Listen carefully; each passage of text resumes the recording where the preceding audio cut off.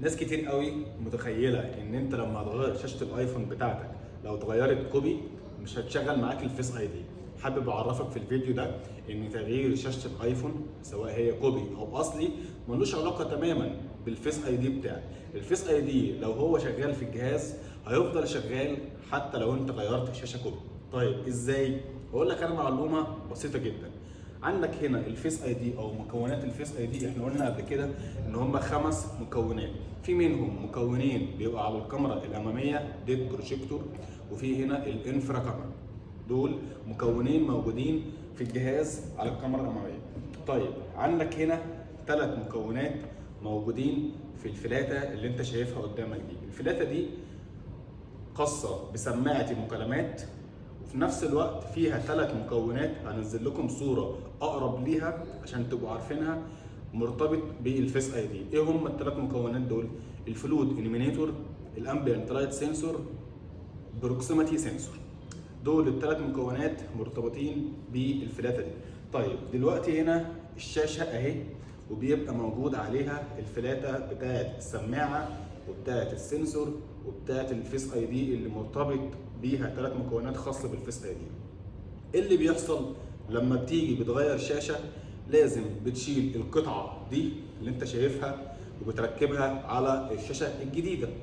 ممكن اثناء خلع القطعه دي وتركيبها في الشاشه الجديده يحصل اي خلل او اي ضرر في الفلاته، فده يسبب فصل او مشكله في الفيس اي دي عندك.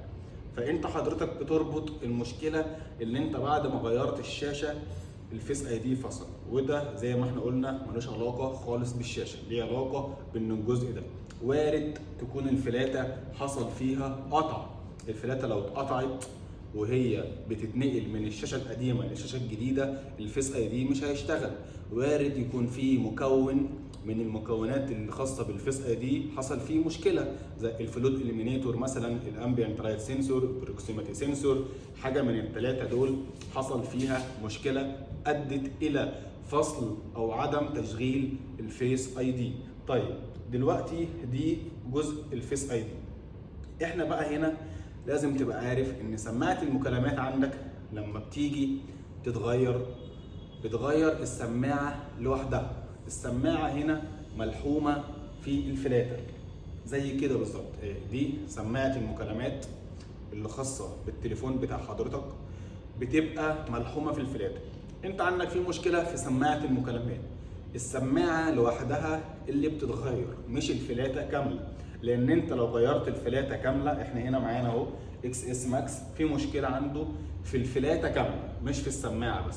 لو انت غيرت الفلاته كامله، دي الفلاته القديمه اللي فيها مشكله ودي الفلاته الجديده، لو انا غيرت الفلاته دي وشلتها مكان دي الفيس اي دي مش هيشتغل.